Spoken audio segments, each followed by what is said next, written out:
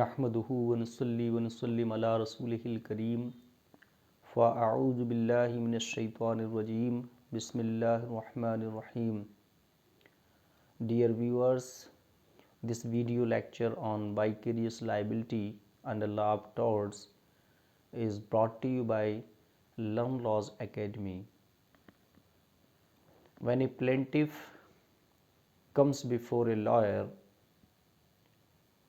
and asks to file his or her suit for compensation under law of torts, the lawyer must be clear about the selection of parties who may be the defendant.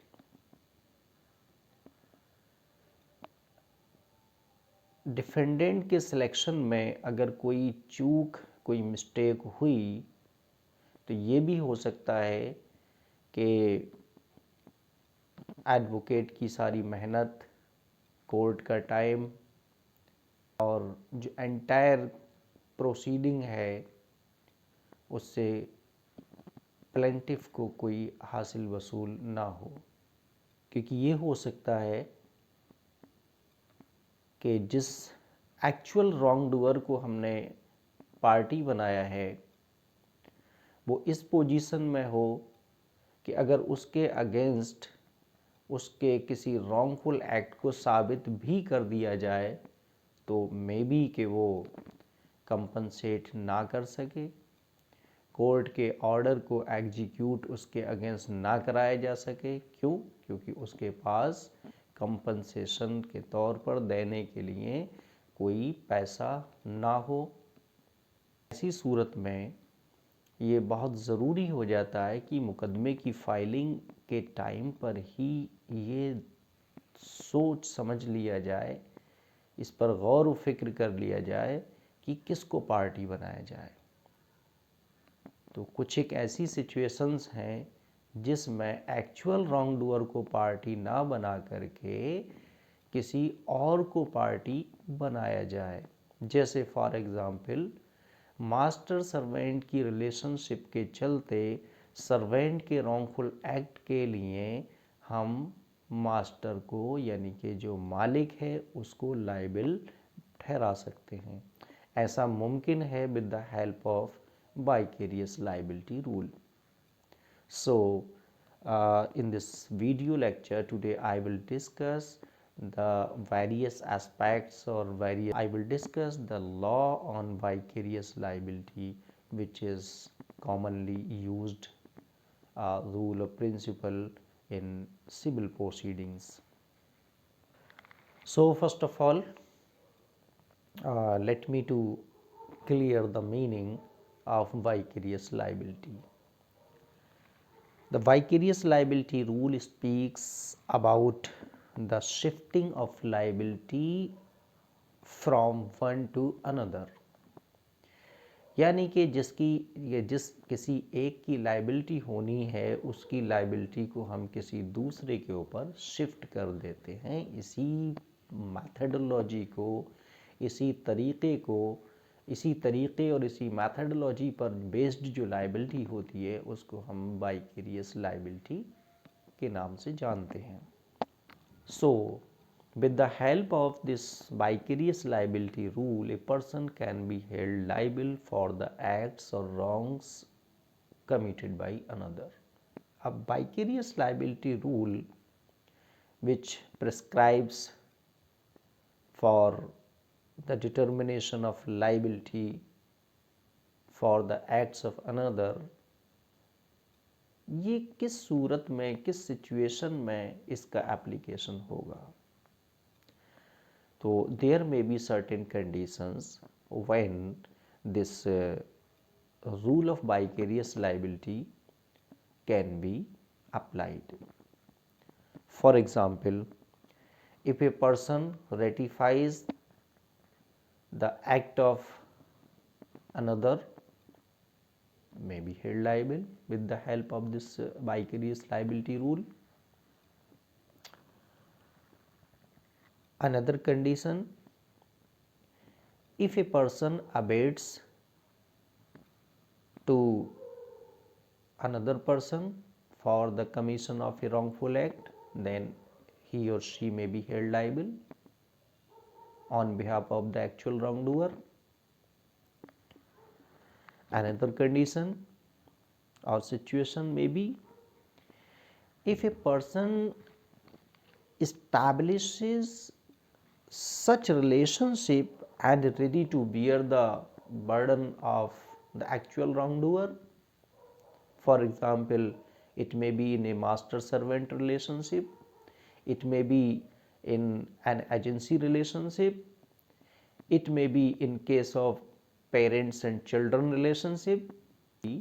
I will try to cover this rule of vicarious liability with a special reference to master servant relationship. Master servant relationship के चलते servant के wrongful doings के लिए, wrongful acts के लिए master पर liability की shifting की जा सकती है, यानी कि मास्टर को वाइकेरियसली लाइबल ठहराया जा सकता है। तो इंशाल्लाह we will discuss this vicarious liability rule with special reference to master servant relationship। अब मास्टर सर्वेंट रिलेशनशिप के चलते ऐसा होता है कि एक्ट तो जो रॉन्ग डूइंग है, जो किसी टॉर्ट का कमीशन है, वो तो सर्वेंट ने किया है, लेकिन उसकी लाइबिलिटी मास्टर पर शिफ्ट कर दी जाती है। ऐसा कब मुमकिन है, ऐसा कब होता है? तो for the application of rule of vicarious liability in case of master servant relationship there must be two conditions. First is there must be a master servant relationship or the existence of a particular relationship which can fall under the master servant relationship, and the second condition for the application of vicarious liability rule in case of master servant relationship is the wrong must be committed by the servant in course of employment। अगर master servant relationship के चलते जो servant ने wrongful act commit किया है वो out course of employment अगर उसको कमिट किया है, तो ऐसी कंडीशन में, इस सिचुएशन में master will not be held vicariously liable because of this is out of the course of work. So for the application of rule of vicarious liability in case of master servant relationship, these two conditions must be existed. One of them is there must be the existence of master servant relationship, and the second condition is the wrong must be committed in course of employment। तो ऐसी सूरत में servant के किसी wrong doing के लिए उसके मालिक पर लाइबिलिटी इम्पोज की जा सकती है। ऐसा क्यों होता है? तो there are certain justifications for the application of this vicarious liability rule. In these justifications may be that if the master enjoys the profits on the acts or works of the servant, so he must afford the loss also. Another justification may be respondent superior। हमेशा मालिक और नौकर के relation में master becomes superior, so the superior can afford or bear the burden of liability। Another justification may be which can be explained with the help of a Latin maxim, Q facet per alium per se, जिसका मतलब होता है यानी कि नौकर के काम मालिक के ही होते हैं। Another justification may be the shifting of the burden of loss, यानी कि अगर सर्वेंट इस पोजीशन में नहीं है कि वो किसी लाइबिलिटी को अफोर्ड और बियर कर सके, तो उसकी लाइबिलिटी उसके मास्टर पर शिफ्ट की जा सकती है। Vicarious liability is based on social convenience and rough justice. This was remarked by Lord Piercy in ICI Limited versus Shetwell, which was decided in 1965. तो एक रूल इवॉल्व किया गया, एक रूल डेवलप किया गया कि when a servant commits a wrong and harms to someone, who will be responsible, who will be liable to compensate or to recover the loss. तो कई मर्तबा हम देखते हैं कि सर्वेंट के पास जो अपने रिसोर्सेज हैं उनकी मदद से विक्टिम को कंपनसेट नहीं कराया जा सकता, विक्टिम की जो इंजरी है उसको रिकवर नहीं कराया जा सकता। तो ऐसे में एक रूल इवॉल्व किया गया कि भी विक्टिम को कंपनसेट कराने के लिए इसकी लाइबिलिटी उसके मास्टर पर शिफ्ट कर दी जाए, और मास्टर जनरली इस पोजीशन में होता है कि वो उस लाइबिलिटी को अफोर्ड कर सके, उसको बियर कर सके। और ऐसा होना भी चाहिए, क्योंकि सर्वेंट ने जो रॉन्ग कमिट किया है इन कोर्स ऑफ एम्प्लॉयमेंट, तो बेनिफिट्स तो चूंकि उसके एक्ट्स के, सर्वेंट के एक्ट्स के बेनिफिट्स तो मास्टर को पहुंचते हैं, तो मास्टर अगर बेनिफिट्स को, प्रॉफिट्स को अगर इंजॉय करता है तो सर्टेन वर्डन्स भी जो है अफोर्ड करने होंगे, बियर करने होंगे।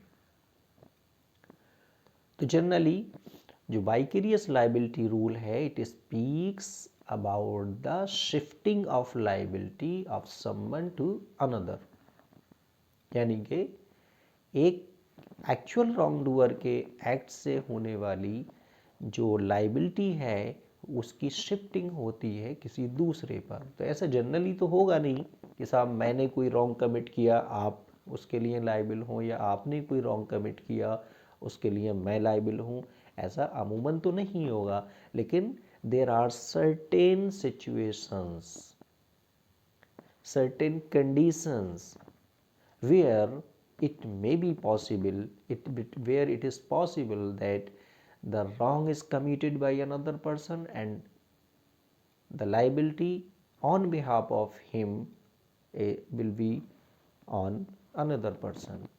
तो कहाँ ऐसा होता है, जहाँ की फॉर एग्ज़ाम्पल मास्टर सर्वेंट की रिलेशनशिप के चलते अगर सर्वेंट ने कोई रॉन्ग कमिट किया है तो उसके एक्ट से जो लाइबिलिटी अराइज होगी वो मास्टर के ऊपर शिफ्ट की जा सकती है, बशर्ते कि उस सर्वेंट ने वो रॉन्ग डूइंग की है इन कोर्स ऑफ एम्प्लॉयमेंट, और आउट कोर्स ऑफ एम्प्लॉयमेंट की है तो personally the servant will be held liable because of उसके उस एक्ट के साथ में सर्वेंट का कोई कनेक्शन नहीं है, सर्वेंट का कोई रिलेशन नहीं है।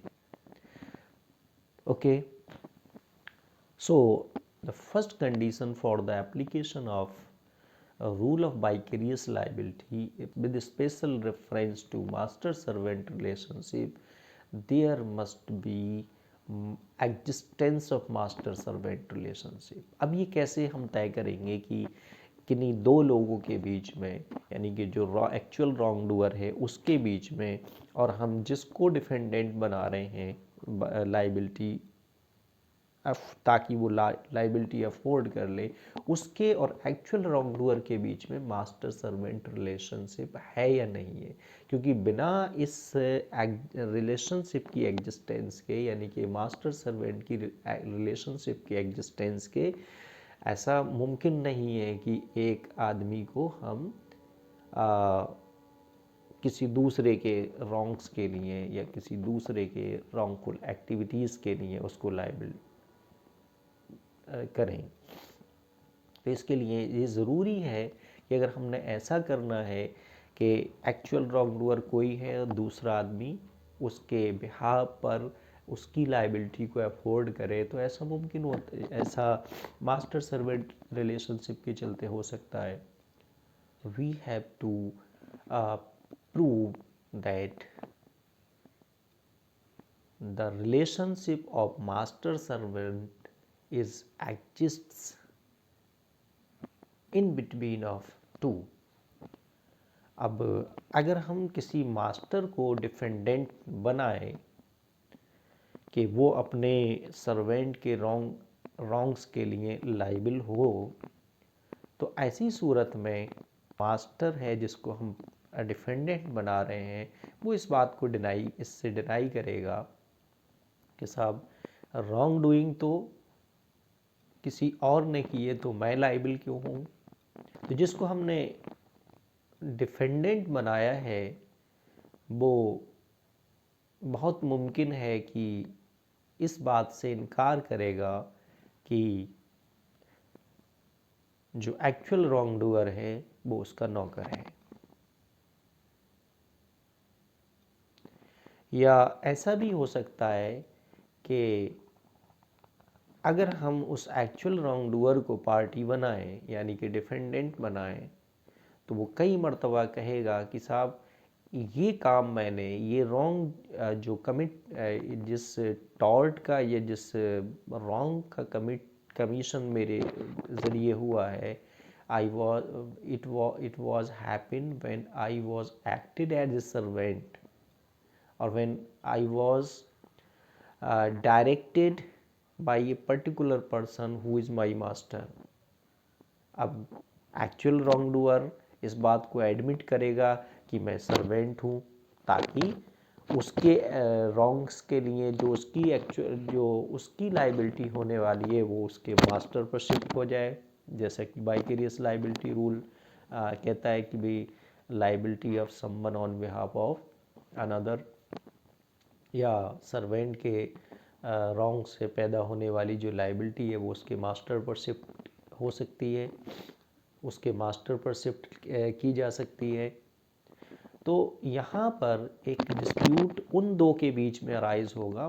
मास्टर का डिनायल होगा कि ये मेरा नौकर है, यानी कि मास्टर डिनाई करेगा कि ये मेरा नौकर नहीं है, मास्टर डिनाई करेगा कि ये मेरा सर्वेंट नहीं है, और सर्वेंट ये एडमिट करेगा कि ये मेरा मास्टर है, ये मेरा मालिक है।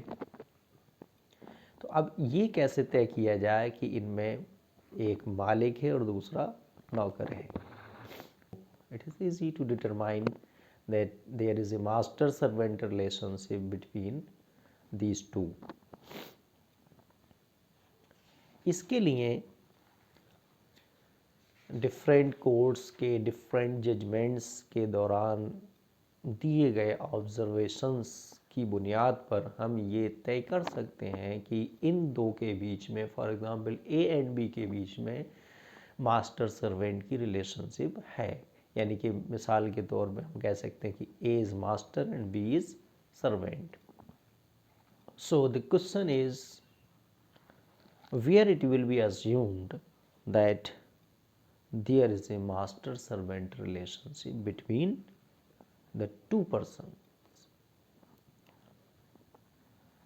So there are two views of the courts for the determination of the existence of the existence of the relationship of master and servant.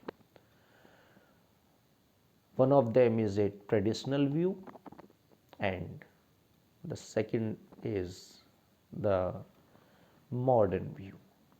According to traditional view of the courts, who is in the capacity to issue directions and to control another, so the person who directs or control the acts of another person is the master, and who is directed or controlled by the master, by the person, and who is directed and controlled is servant.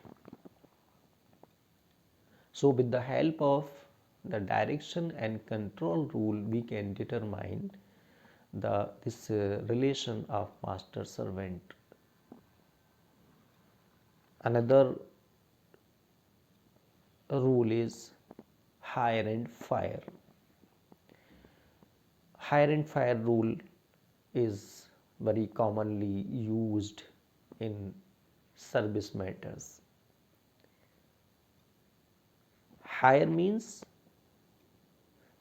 a person is in the capacity of hiring to another person for his or her acts to act on his or her behalf, and when the act is over the person can be fired. Mean यानी कि service में लेने का और उसको निकाल देने का इख्तियार जिसके पास है, who is in the hiring and firing capacity is the master, and who is hired and fired is servant. लेकिन प्रेजेंट टाइम में जो डायरेक्ट एंड कंट्रोल रूल है या हायर एंड फायर रूल है, आज के कॉन्टेक्स्ट में, प्रेजेंट कॉन्टेक्स्ट में हम देखें तो जो सर्विस मैटर्स हैं वो बहुत कॉम्प्लिकेटेड मैटर्स भी हैं. फॉर एग्जांपल, गवर्नमेंट एम्प्लॉयज़ हैं, इनको सर्विस मिलती है, कोई पर्टिकुलर रिक्रूटमेंट बोर्ड के थ्रू इनको सर्विस में लिया जाता है. हटाने के लिए कोई ऑफिसर वहाँ पर इनको सर्विस से हटाने के लिए कोई और बॉडी या ऑफिसर है, तो ऐसे में ये तय करना बड़ा मुश्किल सा हो सकता है कि भाई अब जो हायर एंड फायर रूल है वो तो कहता है the person who is in the capacity of hiring and firing is the master, और यहाँ पर कोई दूसरे वो नौकर तो गवर्नमेंट का है लेकिन उसको एक तरह से हायर कोई पर्टिकुलर रिक्रूटमेंट बोर्ड कर रहा है, निकालने के लिए, सर्विस से हटाने के लिए किसी और हमने अथॉरिटी को वहाँ पर एनेबल किया हुआ है, कैपेबल बनाया है. या फिर अगर हम देखें तो जो डायरेक्शन एंड कंट्रोल रूल है ये कहता है कि हु इज़ डायरेक्टिंग और controlling is the master, and who is directed or controlled is the servant. यानी कि काम काज के दौरान जिसकी डायरेक्शन पे काम किया जा रहा है और जो उसके काम को कंट्रोल कर रहा है, जो उसको उसके कंडक्ट्स को कंट्रोल कर रहा है, वो मास्टर है, और जो डायरेक्ट हो रहा है और कंट्रोल हो रहा है वो सर्वेंट है. तो ये रूल भी आज के कॉन्टेक्स्ट में, प्रेजेंट कॉन्टेक्स्ट में ये रूल भी बहुत ज़्यादा इफ़ेक्टिव नहीं है. क्यों? क्योंकि ऐसा भी मुमकिन है कि जहाँ पर जो सर्विस करने वाला शख्स है, जो काम करने वाला है, यानी कि जो सर्वेंट है, उसके ऊपर कोई डायरेक्शन और कंट्रोल कर पाना मुमकिन ही ना हो. फॉर एग्ज़ाम्पल, जो स्किल्ड प्रोफेशनल्स हैं उनको क्या करना है अपनी सर्विस के दौरान, क्या नहीं करना है, this is the matter of their own discretion. For example, किसी क्रिटिकल कंडीशन में एक पेशेंट को एम्स में एडमिट किया जाता है. अब एम्स में जो डॉक्टर्स ड्यूटी पर हैं, ये टोटली उनका डिस्क्रिशन यहाँ अप्लाई होगा कि उस पेशेंट को क्या ट्रीटमेंट देना है. उस पेशेंट को फॉर एग्ज़ाम्पल सर्जरी के दौरान किन ऑर्गन्स को कट करना है, किन ऑर्गन्स को निकालना है, किन ऑर्गन्स का ऑपरेशन करना है. अब यहाँ गवर्नमेंट तो डायरेक्शन दे नहीं सकती, because of the doctor is a skilled person and it is the duty of doctor to decide what to do here. Government यहाँ, हालांकि डॉक्टर गवर्नमेंट का सर्वेंट है, अब यहाँ वो गवर्नमेंट उसको डायरेक्ट नहीं करेगी और ना ही उसके उस कंडक्ट पर गवर्नमेंट का कोई कंट्रोल होगा। तो इसका मतलब ये हुआ कि in cases of skilled professions it is difficult to uh, decide that this one is the servant and this is the master with the help of this direct and control rule. So in such type of cases we have to find that who has the right to control. अब ऐसी situation में हम यहाँ पर ये देखने को मिलेगा कि the government has the right to control. The government is not controlling actually, but has the right to control. So the person who has the right to control over the activities of another person is master, and against whom this right to control is available is the servant. So we can determine between two persons the relationship of master and servant. Another condition for the application of rule of vicarious liability in case of master servant relationship is the determination of the act is committed in course of employment. अब ये तो हमने मान लिया कि वो हमारा नौकर है, लेकिन भाई उसके सारे एक्ट्स के लिए हम सारे एक्ट्स के लिए हमारे ऊपर जो उसके सारे एक्ट्स से पैदा होने वाली जो लाइबिलिटीज़ हैं वो हमारे ऊपर शिफ्ट नहीं होंगी, accept those which acts have been committed, those acts which have committed in course of employment, यानी कि हमने जो course of employment उसको दिया है, सिर्फ और सिर्फ उस कोर्स के दौरान अगर उससे कोई रॉन्ग कमिट होता है तो उसकी लाइबिलिटी हमारे ऊपर शिफ्ट की जा सकती है, यानी कि can be held liable only for those wrongs which are committed by our servants in doing the work or acts which have been entrusted on him by the master or by us. उसके उस course of work के अलावा वो जो कुछ भी करता है वो उसका पर्सनल एक्ट है, और उन पर्सनल एक्ट्स के लिए मास्टर की लाइबिलिटी नहीं होती है, यानी कि मास्टर को वाइकेरियसली लाइबल नहीं किया जा सकता। और अगर हम ऐसा करेंगे तो फिर ये मास्टर के साथ इनजस्टिस होगा। भाई कोई नौकर है हमारा तो किसी पर्टिकुलर एरिया के लिए, किसी पर्टिकुलर वर्क के लिए ही है ना, तो ऐसा नहीं हो सकता कि वो जो कुछ भी करे उस सब के लिए हम लाइबल हों। अगर ऐसा होता है तो ये जस्टिसेबल मास्टर के लिए नहीं होगा।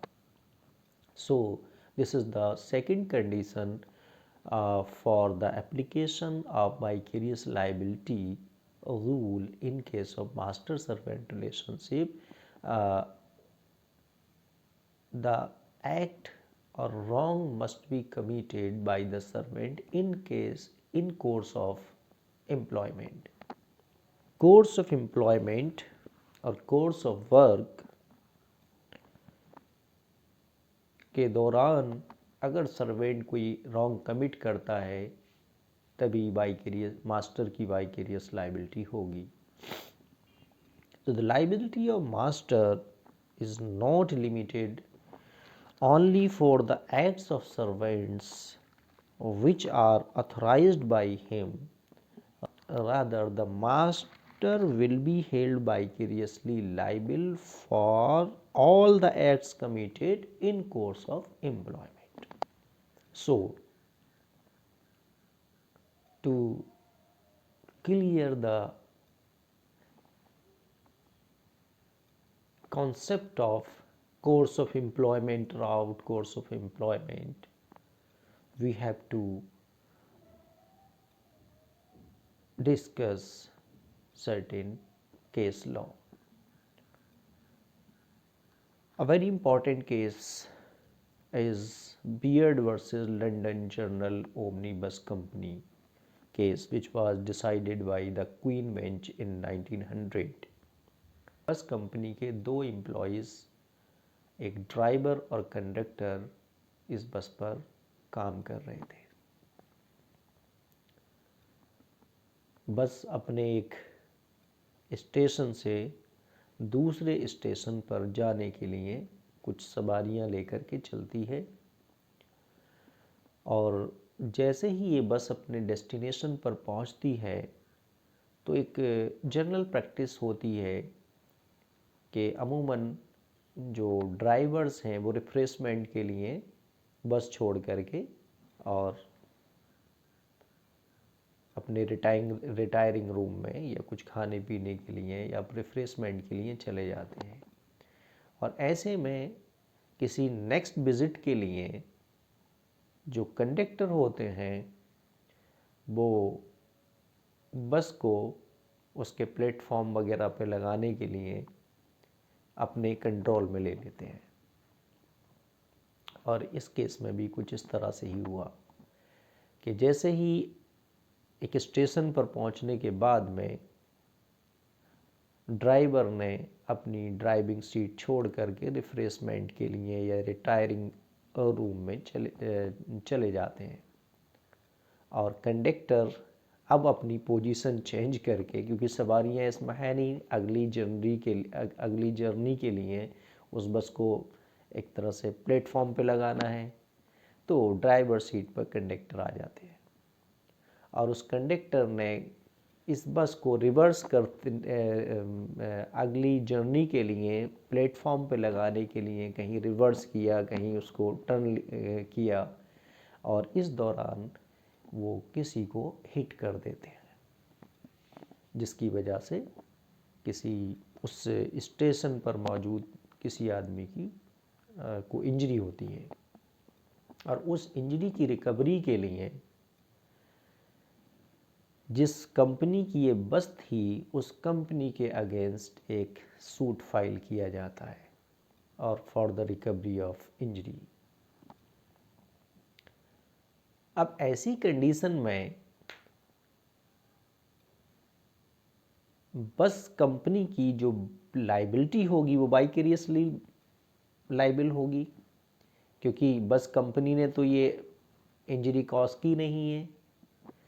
This wrongful act or committed by the servant of the company who are driver and conductor।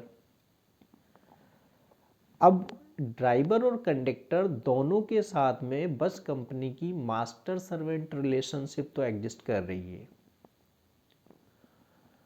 और यहाँ जो रॉन्ग कमिट हुआ है वो कमिट हुआ है सर्वेंट से, और यहाँ जो रॉन्ग कमिट हुआ है वो कंडक्टर ने कमिट किया है।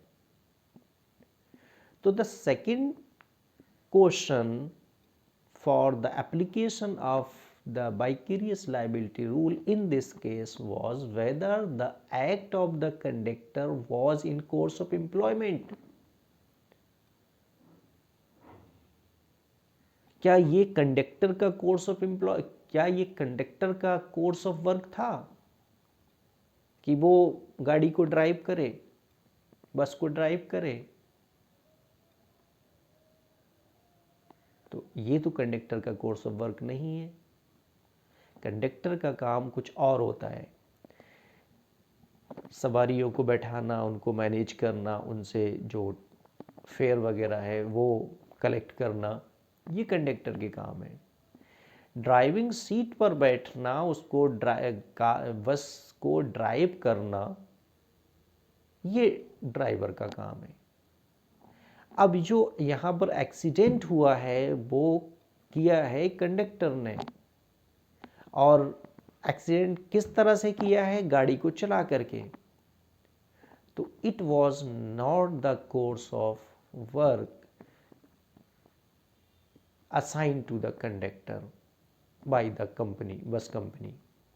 So the bus company could not be held vicariously liability for the wrong committed by the conductor because of it was out of the purview of course of work or course of employment.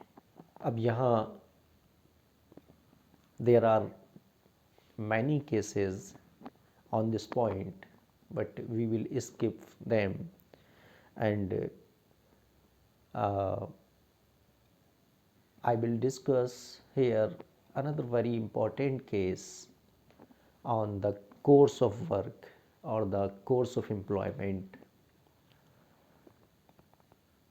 और वो इसलिए है कि इस case ने जो course of employment का जो एक एरिया है उसको काफ़ी एक्सपेंड किया और उस तरह से विक्टिम को कंपनसेट कराने के लिए एक तरह से कुछ एक उन चीज़ों को भी जो कि कोर्ट अमूमन या जनरली कोर्स ऑफ एम्प्लॉयमेंट में नहीं आनी चाहिए उनको कोर्ट ने कवर करने की कोशिश की इन कोर्स ऑफ एम्प्लॉयमेंट में, और उन चीज़ों को इन कोर्स ऑफ एम्प्लॉयमेंट में कवर करते हुए विक्टिम को कंपनसेट कराया against the master. So now I will discuss a very important or landmark case, which is Century Insurance Company versus North Ireland Road Transport Board. This was the case which decided in 1942 by the House of Lords in England. The judgment in Century Insurance Company case changed the position as was in case of Beard versus London Journal Omnibus Company case. Court focused on the totality of circumstances must be seen. So in this case, Century Insurance Company, what happened? Century Insurance Company, which was a insurance company, insured the oil tanker of North Ireland Road Transport Board. हुआ ये कि north Ireland road transport board का एक tanker किसी oil depot से fuel लेकर के एक पेट्रोल पंप पर डिलीवर करने के लिए जाता है.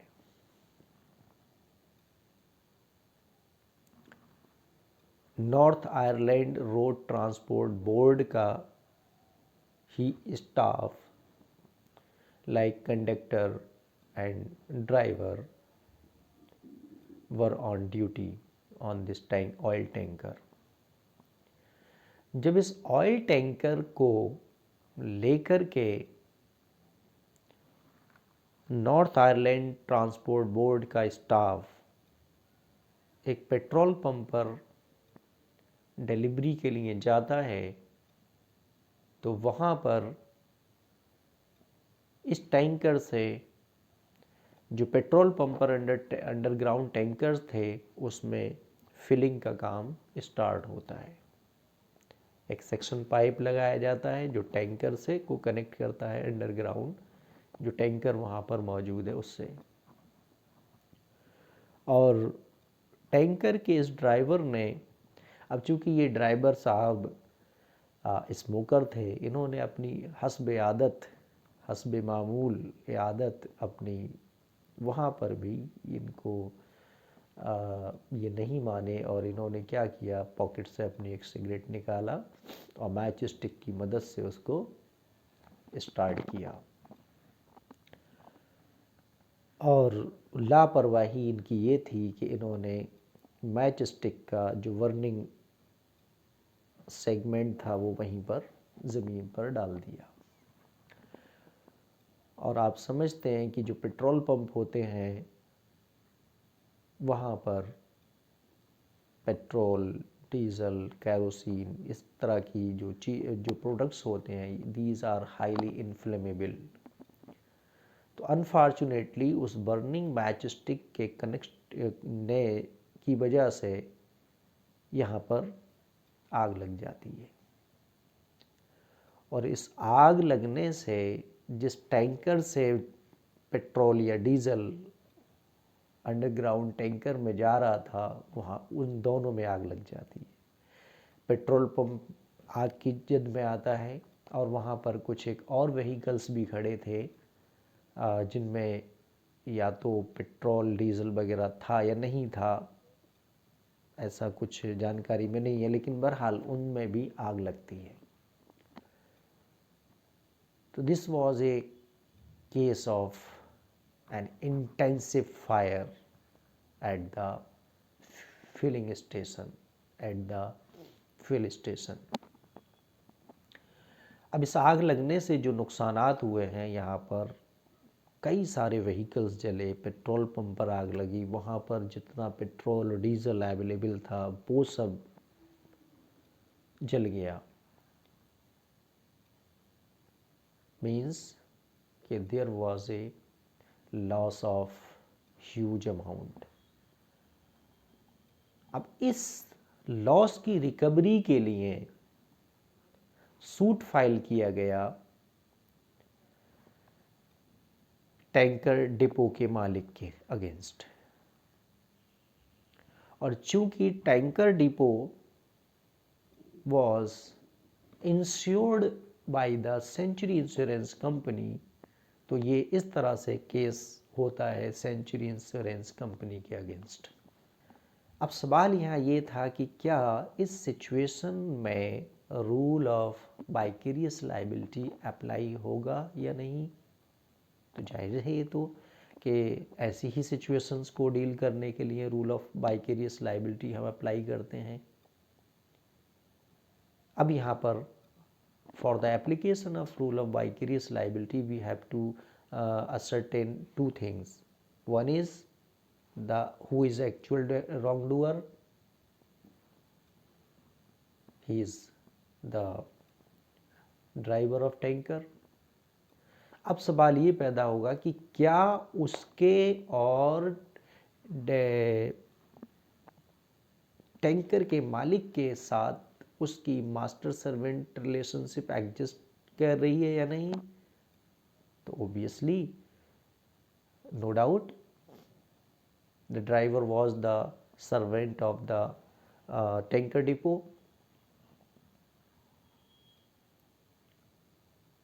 अब दूसरी कंडीशन जो कि रूल ऑफ वाइकेरियस लायबिलिटी के एप्लीकेशन के लिए ज़रूरी होती है वो है कि क्या ये रॉन्ग कमिट किया गया by the driver in course of employment. इसको तय करने के लिए हम जनरली ये जानते हैं या जनरली हम ये देखते हैं कि भाई जो कोर्स ऑफ वर्क असाइन किया गया है सर्वेंट को, अगर उसी कोर्स ऑफ वर्क के दौरान या उसी कोर्स ऑफ एम्प्लॉयमेंट के दौरान अगर वो कोई रॉन्ग कमिट करता है तो ये रॉन्ग एक तरह से मालिक का ही माना जाता है और इसके लिए मालिक की ही लायबिलिटी होती है। तो अब क्या जो कोर्स ऑफ वर्क है ड्राइवर का और जो एक्चुअल जो कॉज ऑफ एक्शन है वो है सिगरेट पीने का या सिगरेट स्मोकिंग का, क्या इसके बीच और उस ड्राइवर का जो एक्चुअल वर्क है उसके बीच कोई कनेक्टिविटी, कोई रिलेशन है। अगर है तो ये कोर्स ऑफ एम्प्लॉयमेंट में आना चाहिए और नहीं है तो आउट कोर्स ऑफ एम्प्लॉयमेंट होना चाहिए। तो यहाँ हम अगर beard versus London general omnibus company case को जो कि अभी मैंने डिस्कस किया उसके मुताबिक अगर देखें, उस केस के कॉन्टेक्स्ट में अगर देखें तो मैं समझता हूँ कि सिगरेट पीने का जो स्मोकिंग का जो एक्ट है कोर्स ऑफ एम्प्लॉयमेंट में नहीं आएगा, क्योंकि मालिक ने उस ड्राइवर को हायर किया है किस चीज़ के लिए, कि जो भी गुड्स उसको उसके हवाले की जाएं उनको एक जगह से दूसरे स्टेशन तक, दूसरी जगह तक पहुंचाना, यानी कि ट्रक को ड्राइव करना या टैंकर को ड्राइव करना उसका कोर्स ऑफ वर्क है। इस दौरान अगर वो कहीं कोई एक्सीडेंट कर देता है तो ठीक है, माना जाएगा कि भाई ये कोर्स ऑफ एम्प्लॉयमेंट के दौरान हुआ है और इसके लिए इसकी लायबिलिटी उसके मालिक के ऊपर शिफ्ट कर दी जाए, यानी कि उसके मालिक को वाइकेरियसली लायबल किया जा सकता है। लेकिन क्या ट्रांसपोर्ट कंपनी ने इस ड्राइवर को सिगरेट पीने के लिए हायर किया है या एम्प्लॉयड किया है? जवाब आएगा नहीं। इसका मतलब ये है कि जो काम उसको असाइन नहीं किया गया है, अगर वो काम वो करता है तो it is the out of purview of the employment और out of the course of work. तो अगर ट्रेडिशनल व्यू के मुताबिक हम देखें या जनरली हम यहाँ देखें तो ये हमें महसूस होता है कि ड्राइवर का जो एक्ट था वो आउट ऑफ कोर्स था, out of course of employment था। लेकिन कोर्ट ने यहां कहा कि the totality of circumstances must be seen, और कोर्ट ने ये माना कि देखिए एक ड्राइवर है, उसकी फितरत है ये अमूमन ड्राइवर्स की जो है ये एक हैबिट होती है कि वो स्मोकिंग वगैरह करते हैं। दूसरी चीज़, जो ड्राइवर है उसका एक जो एजुकेशनल लेवल है वो इतना नहीं होता कि वो तमाम एक जो पेट्रोल पंप पे काम करने वाला स्टाफ होगा वो उतना ज़्यादा सिंसियर और सेंसिबल होगा।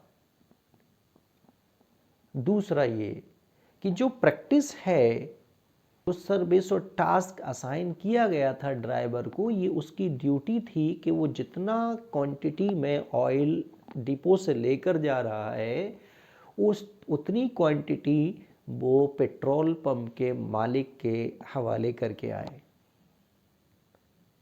यानी कि जो बिल्टी का डिस्क्रिप्शन है कि वो इसमें इतना क्वांटिटी में इतने लीटर्स में ये पेट्रोल या डीजल है, वो वहाँ पर जो पेट्रोल पंप का मैनेजर है उसको उसकी डिलीवरी देने के बाद उसका सिग्नेचर करा के वो फिर जा कर के डिपो में उसको जमा करे। तो यहाँ पर जो टोटलिटी ऑफ सर्कमस्टांसेस है, अगर हम उसको देखें तो ये उसकी जिम्मेदारी थी कि जब पेट्रोल उसके टैंकर से उतारा जा रहा था तो वहाँ से हट नहीं सकता था, क्योंकि कोई भी गड़बड़ी अगर हुई तो उसके लिए वो ड्राइवर जिम्मेदार होगा। अब चूंकि वो उसकी आदत थी स्मोकिंग करना, वो वहाँ से हट नहीं सकता था और उस दौरान उसने वो स्मोकिंग किया, जिसके चलते जो है वहाँ पर आग लगती है। तो अगर टोटलिटी ऑफ सर्कमस्टांसेस को हम देखें तो ये चीज़ भी कोर्स ऑफ एम्प्लॉयमेंट का हिस्सा हो सकती है और कोर्ट ने इसी चीज़ पर फोकस किया। The court observe that the totality of circumstances must be seen, और उसके चलते हुए जो ड्राइवर का स्मोकिंग का एक्ट है वो भी कहीं ना कहीं उसके कोर्स ऑफ एम्प्लॉयमेंट से एसोसिएटेड है। और इस तरीके से कोर्ट ने माना कि even the act of smoking during the service period during the course of employment is also part of the course of employment. और इस तरीके से कोर्ट ने कोर्स ऑफ एम्प्लॉयमेंट के का जो दायरा था उसको काफ़ी एक्सपेंड कर दिया, जिसके चलते जो चीज़ें अभी तक कोर्स ऑफ एम्प्लॉयमेंट में कवर ना हो सकती थी वो होने लगी। तो यहाँ पर जो सेंचुरी इंश्योरेंस कंपनी केस का जजमेंट था कोर्ट का, हाउस ऑफ लॉर्ड का, इसने द कोर्स ऑफ एम्प्लॉयमेंट के दायरे को काफ़ी बढ़ा दिया और इस तरह से सेंचुरी इंश्योरेंस कंपनी, जो कि टैंकर डिपो की इंश्योरर थी, उसके ऊपर वहाँ पर जो उस फायर से जो नुकसान हुए थे उसको रिकवर करने के लिए लायबल ठहराया।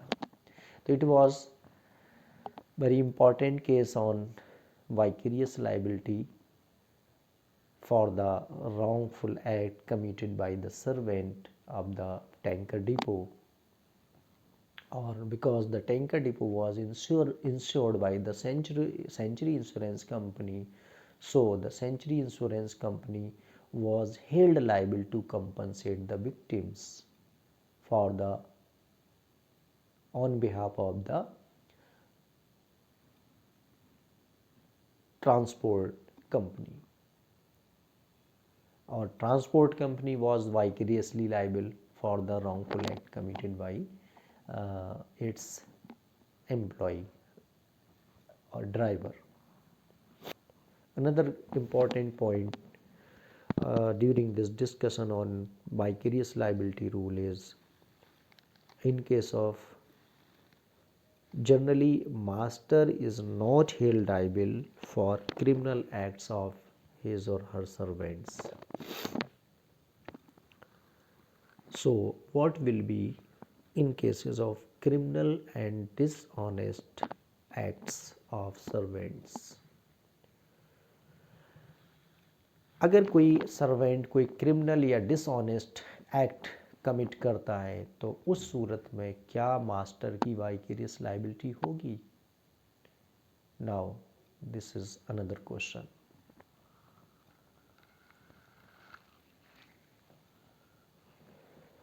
So here the rule is, if taking the opportunities of the employment, the servant commits a dishonest or criminal act, then the master would not be held liable vicariously. Now another question is, what will happen if a servant, by taking the opportunities of the employment, commits a dishonest or criminal act? So this is the rule. If a servant, by taking the opportunities of his or her employment, commits a dishonest or criminal act and harms to someone, the master will not be held vicariously liable for the criminal or dishonest acts committed by his or her servant by taking the opportunities of the employment. We can cite here the important case of State Bank of India versus Shyama Devi. This case was decided by the Supreme Court of India in 1978, where the State Bank of India could not be held vicariously liable for the dishonest act committed by one of the bank's cashier.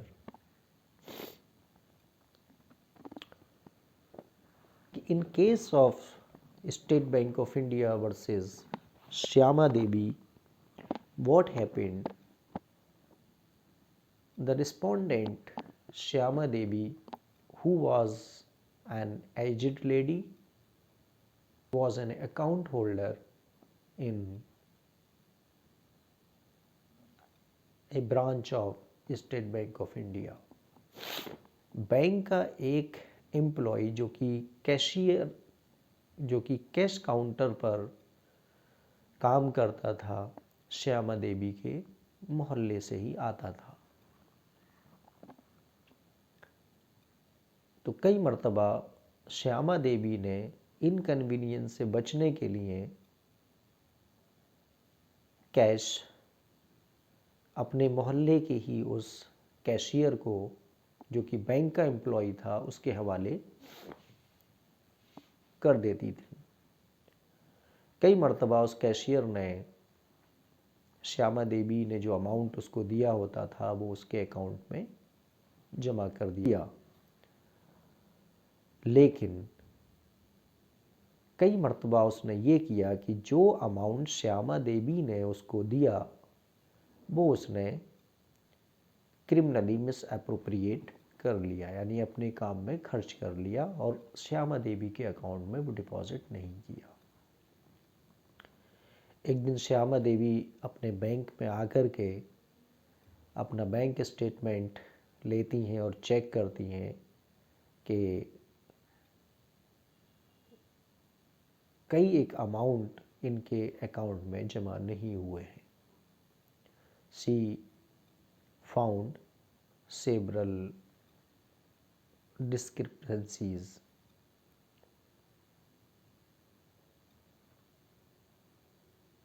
अब जब श्यामा देवी को ये पता लगा कि उसके bank account में तो जो अमाउंट होना चाहिए वो नहीं है, she was shocked and to recover this loss she filed a case for the recovery of this amount against the State Bank of India.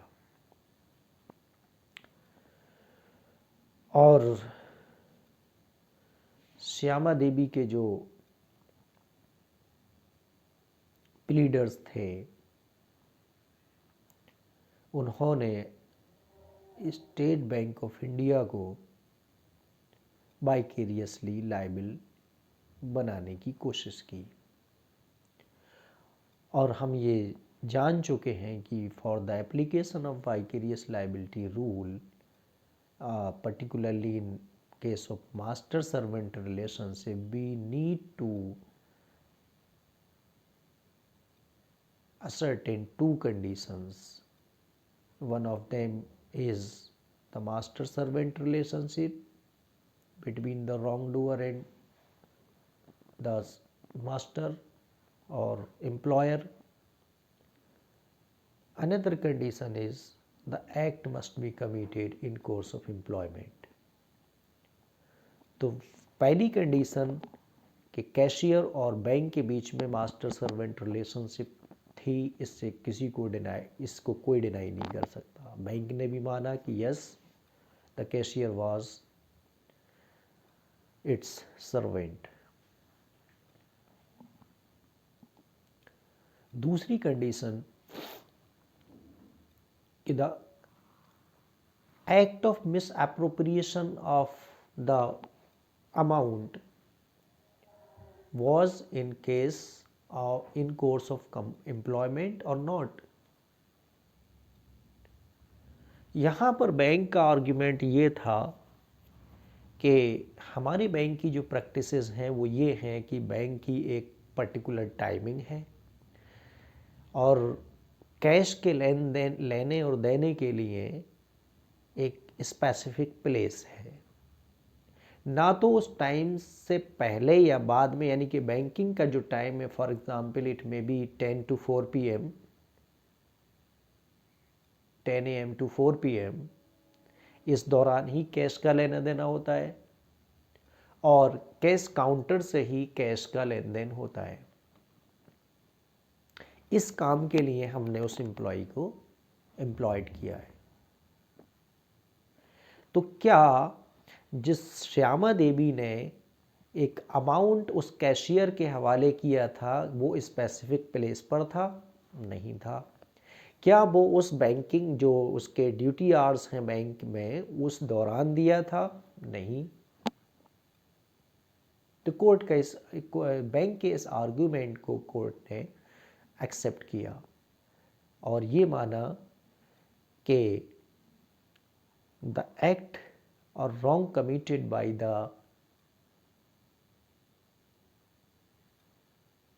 cashier was out course of employment।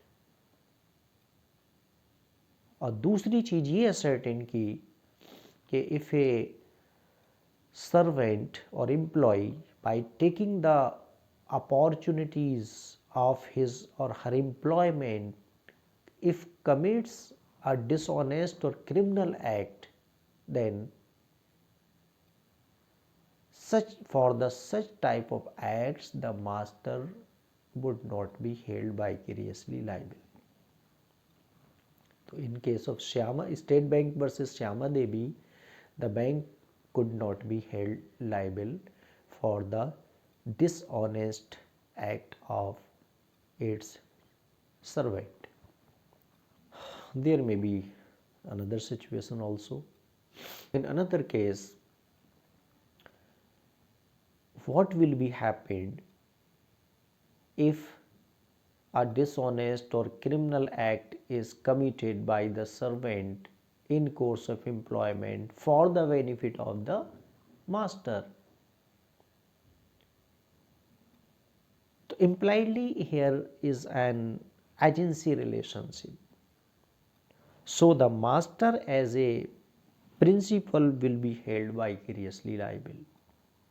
In another condition, if the servant is acting under the clear authority of the employer, even he is acting for the personal benefits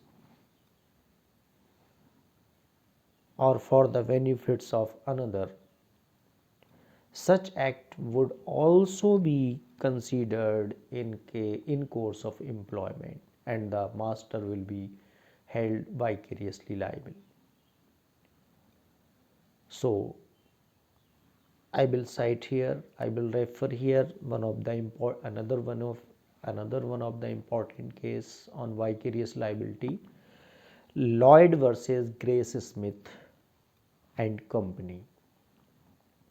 This case was decided by the House of Lords in 1912. So in case of Lloyd versus Grace Smith and Company, what happened in this case?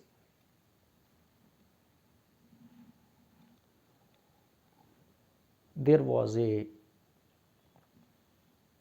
legal firm, Grace Smith and Company. इस firm की एक client थी, she was near to blindness, aged थी and she was near to blindness. इस legal firm के employees अक्सर इस lady के पास आकर के इनकी प्रॉपर्टी से रिलेटेड कुछ पेपर्स वगैरह को ले जाते थे, लाकर दे देते थे. कहीं सिग्नेचर कराना होता था इनसे तो वो करा लेते थे. ये एक कोर्स ऑफ वर्क था फर्म के एम्प्लॉयज़ का. और लेडी चूँकि नियर टू ब्लाइंडनेस थी, वो सब पेपर्स पर को रीड भी नहीं करती थी. और ये जो एक क्लाइंट और लीगल फर्म और उसके क्लाइंट के बीच जो एक रिलेशन था, वो एक फिड्यूशियरी रिलेशन भी है कि विश्वास के तौर पर, एक एतमाद और भरोसे के तौर पर वो लेडी सिग्नेचर कर देती थी. तो there was a fiduciary relation between the legal firm and client, lady and lady client. अब एक दिन फर्म के एक क्लर्क ने, एक दिन फर्म के एक एम्प्लॉई ने अपने एम्प्लॉयमेंट का बेनिफिट उठाते हुए उस लेडी की किसी प्रॉपर्टी की एक सेल डीड तैयार की और उस लेडी के पास ले जाकर उसका सिग्नेचर करा लिया और उस तरीके से उसकी किसी प्रॉपर्टी को अपने नाम में ट्रांसफ़र करा लिया. लेडी को जब इस बात का पता लगा, लेडी क्लाइंट को जब इस बात का पता चला, तो शी वॉज शॉक्ड. उसने कहा ये तो जो फिड्यूशियरी रिलेशन के चलते हुए मैं अक्सर कहीं भी साइन कर देती थी, ये तो मेरे साथ में फ्रॉड किया गया है. And she filed A suit against the law firm.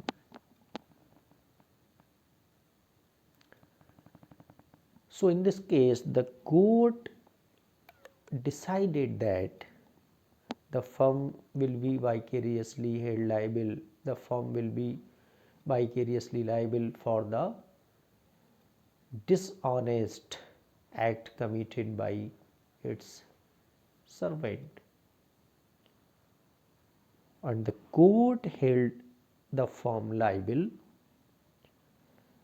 and the court observed that if the servant is acting under the clear authority of the servant, although it is for servant's personal benefits or for the benefits of any other, such act would be considered in course of employment. Now, there may be another situation. What will happen in case of prohibited activities?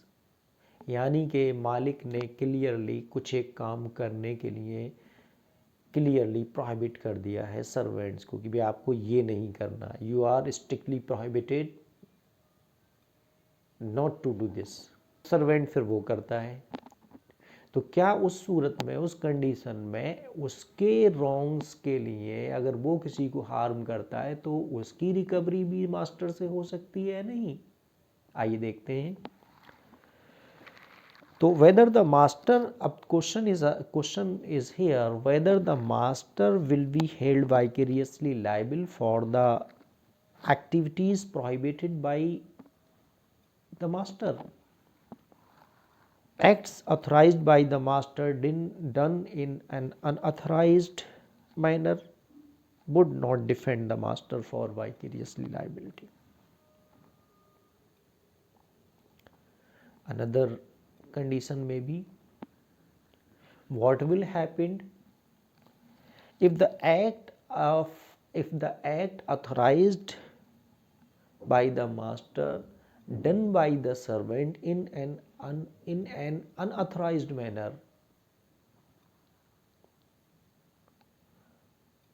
तो क्या होगा? तो if an act which is authorized is done in an unauthorized manner by the servant, it would not defend the master from vicarious liability. यह हम देखेंगे एक case है Rose versus Plenty, which was decided by English court by the Court of Appeal in 1976. यहाँ इस case में हुआ ये कि रोज वर्सेस प्लेंटी का जो केस है, इसमें ये होता है कि एक डेयरी प्रोडक्ट्स को सेल करने वाली कंपनी ने अपनी कुछ एक व्हीकल्स के थ्रू मिल्क की सप्लाई, जो कि अमूमन मॉर्निंग टाइम्स में होती है, कुछ एक मिल्क व्हीकल्स के लिए कुछ ड्राइवर्स को हायर किया और उन ड्राइवर्स को जो है एक टास्क असाइन किया, एक कोर्स ऑफ वर्क दिया गया कि भी उनको जो है डेयरी से कुछ एक milk products like milk packets, ये जो है उनके जो कह लीजिएगा कि ऑथोराइज डीलर्स हैं उनको मॉर्निंग में सप्लाई देना है, और उनको क्लियरली मना किया कि उनको अपनी हेल्प के लिए किसी बच्चे को नहीं रखना है। अब जो ड्राइवर्स थे उन्होंने अपना काम फास्ट तरीके से करने के लिए, फास्टली करने के लिए कुछ एक हेल्पर के तौर पर अपने साथ उन्होंने 10, 12, 14 साल तक के जो बच्चे थे, माइनर्स थे, उनको रख लिया। और ये उनकी एक प्रैक्टिस रहती थी कि अमूमन जो उनका जिस स्टेशन पर उनको रुकना होता था, जल्दी से ब्रेक लगाया और उधर बच्चा उनकी हेल्प के लिए उसने जो भी क्रेट वगैरह थी उसको उठा के फ़ौरन दुकान पे डाला और ये जल्दी से ही चलती गाड़ी से ही चल दिए। तो आमतौर से जो उस एज के बच्चे होते हैं वो एक्टिव होते हैं और वो एक चलती गाड़ी से मतलब काम को जल्द करने के लिए ड्राइवर्स ने भी ये प्रैक्टिस अपना रखी थी कि चलती गाड़ी में मतलब हल्का सा ब्रेक लिया और बच्चा पहले से रेडी रहता था कि वो दुकान पर क्रेट रख देगा और फिर फ़ौरन गो अहेड। इस दौरान जल्दबाजी में एक दिन क्या हुआ कि रोज़ नाम का एक बच्चा जो कि एक ड्राइवर के साथ हेल्पर के तौर पे काम कर रहा था, वो गाड़ी में इतने नहीं चढ़ पाया कि वो ड्राइवर ने गाड़ी आगे बढ़ा दी और कहीं वो किसी मोड़ पर जो है अनफॉर्चुनेटली उसका जो टांग थी वो किसी साइड से लगने के साथ टांग को उसकी काफ़ी इंजरी हुई। अब इस इंजरी की रिकवरी के लिए उस डेयरी मालिक के खिलाफ सूट फाइल किया गया जिसका ये टैंकर और ड्राइवर था।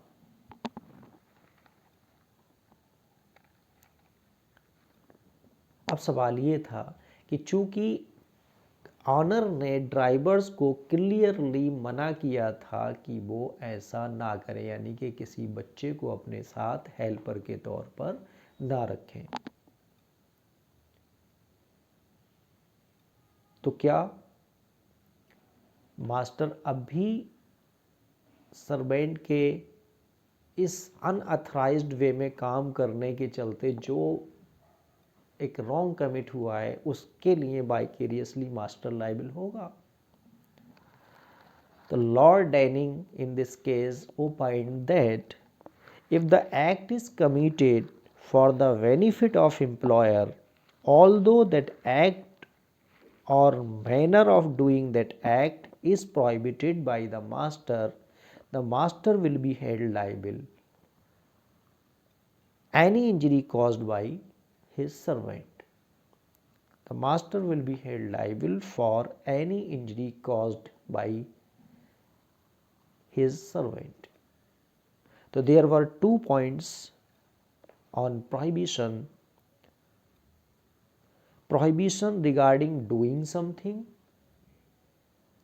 and prohibition regarding the mode of doing something. If the wrong is committed by overlooking the prohibition regarding the mode of doing something, the act would be considered in course of employment and the master will be held liable for the wrongful acts committed by the servant by overlooking the prohibition regarding the manner of doing something. These were several important points which should be covered under the topic rule of vicarious liability in case of master servant relationship. Thank you so much for watching this video.